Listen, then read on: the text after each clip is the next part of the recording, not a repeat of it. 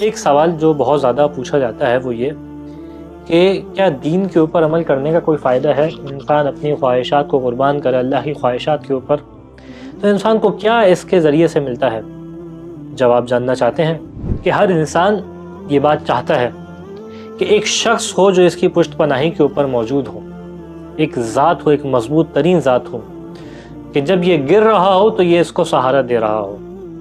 خداوند متعال خود اپنی عزت و جلالت کی قسم کھا کے ایک عجیب وعدہ ہے جو کرتا ہوا دکھائی دیتا ہے۔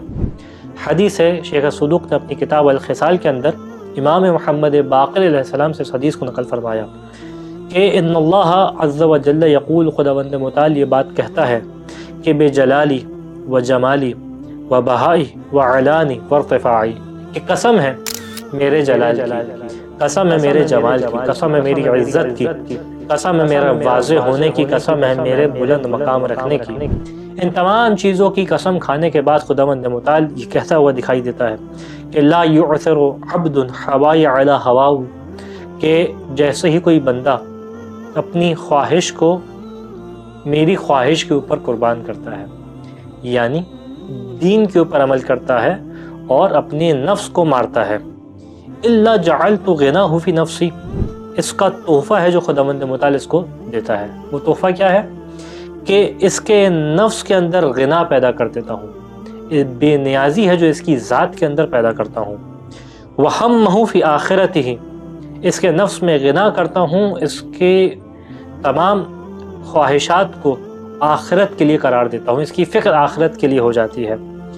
وکففت عنہ ضیعتہ، اس کی پریشانی کے اندر میں، یعنی خدا کہہ رہا ہے کہ میں کافی ہو جاتا ہوں۔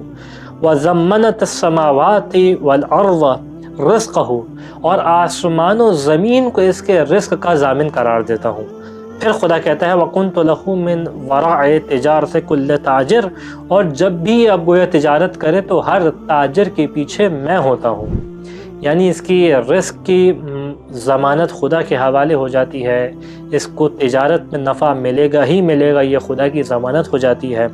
اور خدا اس کے تمام ان معاملات میں کہ جہاں یہ تنگی کا شکار ہو، خدا وعدہ کرتا ہے کہ میں اس کی پشت پناہی پاؤں گا۔ خداوند متعال سے دعا ہے کہ ہمیں اپنی خواہشات کو خدا کی خواہشات کے اوپر قربان کرنے کی توفیق عنایت فرما۔ وآخر الدعوانا ان الحمد للہ رب العالمین۔